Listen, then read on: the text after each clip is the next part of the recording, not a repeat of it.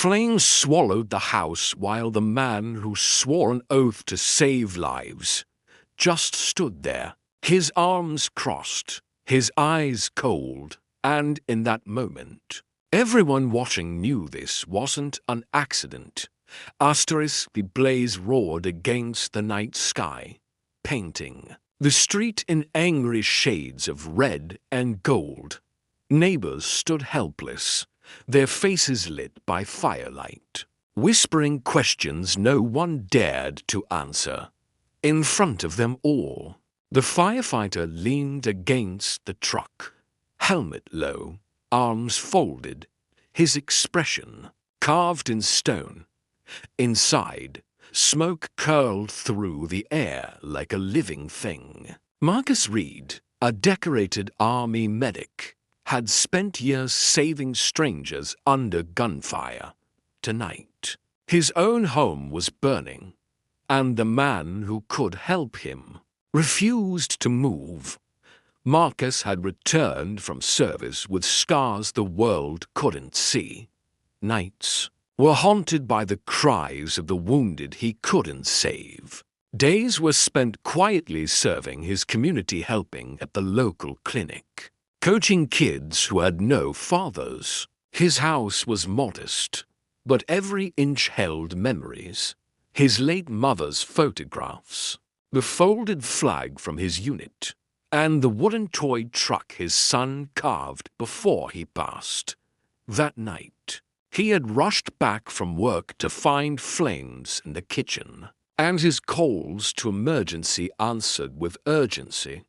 But when the truck arrived, urgency vanished. The firefighter, Captain Harris, looked at Marcus with something colder than indifference. It was disdain.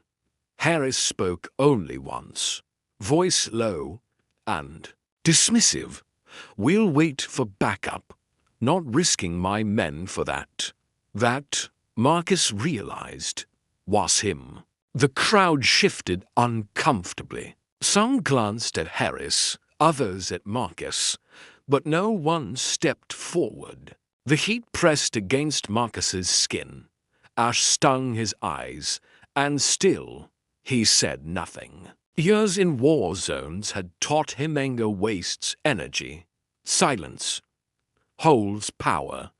Minutes dragged, flames chewed through the roof, and Harris stood still, unmoved. Somewhere in the back, a boy from Marcus's youth team tugged his mother's sleeve and whispered, "Why won't he help coach?" She hushed him, her own eyes wet.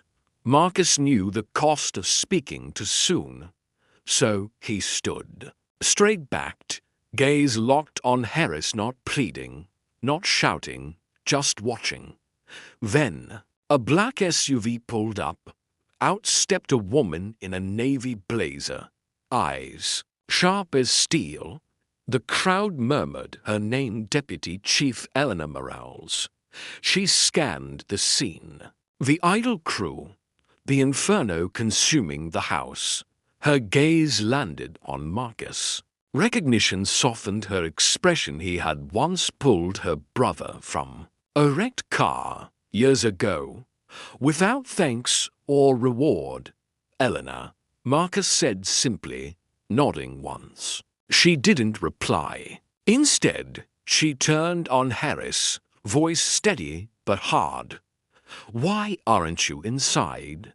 Harris stammered something about protocol, but Morales didn't wait for his excuses. "Get in there, now. And when this is over, hand me your badge." The crew moved like a wave unleashed. Water asked into the fire, and within minutes, the worst was over. Much of the home was gone, but the flag, the photos, and the little wooden truck had been saved.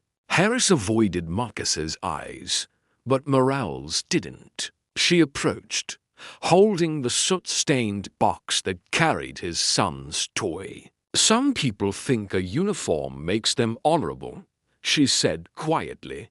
"But honor isn't in the cloth, it's in the heart." Marcus looked at the box, then at her, and replied, "Respect can't be given by rank. It's earned in the moments no one's watching." Word of the night spread quickly. Photos of Marcus standing silent in front of the burning home went viral. People didn't just see a man losing his house, they saw a soldier showing more dignity in loss. Then some show when Victory. Harris resigned within the week. The department issued a public apology, not just to Marcus, but to every citizen they served. And though the house would take months to rebuild, the community rallied, raising more than enough to start anew. On the day Marcus moved back in, dozens stood in his yard, holding candles. No speeches, no chants, just silent respect. It was the kind of silence Marcus understood best, and somewhere deep inside, he knew the truth. You don't have to shout to be heard. Sometimes the quietest stand speaks the loudest. Asterisk in a world quick to judge and slow to act. Silent strength can turn the tide. Respect is not a gift, it's a debt owed to those who serve without asking for thanks.